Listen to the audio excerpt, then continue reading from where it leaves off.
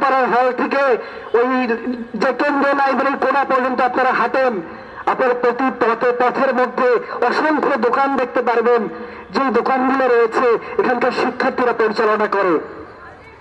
অর্থাৎ এই রাষ্ট্র তার প্রত্যক্ষ মদদে আজকে শিক্ষার্থীদেরকে এরকম করে উদ্যোক্তা হওয়ার জন্য তারা এক ধরনের প্রচারণা দিচ্ছে, এবং সেটার মধ্যে দিয়ে তারা শিক্ষার সাথে এরকম একটা সাংঘর্ষিক কাজ মানুষকে সেখানে করে যুক্ত করছে তারা। আমরা বলছি যে আজকে তো এই যে সংকটটা তৈরি হচ্ছে, এই সংকটটা এখানকার আর্থসামাজিক ব্যবস্থার সংকট। অর্থাৎ যে আমাদের দরিদ্র পরিবার থেকে যেসব সন্তানেরা এখানে পড়তে আসেন, তারা সেই পড়ার খরচটা বহন করতে পারেন না।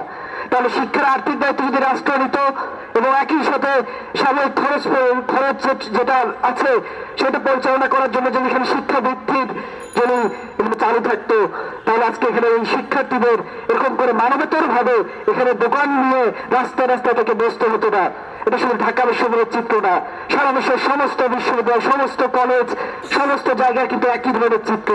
আমরা যে ঢাকা কলেজের সামনে যাই, ঢাকা কলেজের সামনে একই চিত্র দেখবো আমরা, ইডেন কলেজের সামনে গেলে একই চিত্র দেখবো আমরা।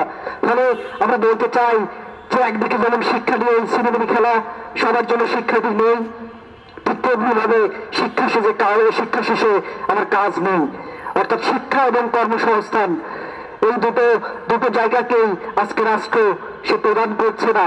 এই যে প্রদান করছে না, সেই জায়গা ধরেই কিন্তু 84 সালে আমরা বলেছিলাম যে একটা সমাজ পরিবর্তনের পরিপূরক ছাত্র আন্দোলন আমরা গড়ে তুলব। অর্থাৎ এখানে যে পুঁজিবাদী ব্যবস্থা, সেই পুঁজিবাদী ব্যবস্থা অন্য সমস্ত কিছুর মতো করে এই শিক্ষা, মানুষের কর্ম, এই সমস্ত কিছুগুলিকে তারা একটা ব্যবসার জায়গায় নিয়ে আসবে। ফলে আমরা এই সমাজকে ভেঙে আমরা মানুষের সমাজ, একটা সমাজতান্ত্রিক সাম্যবাদী সমাজ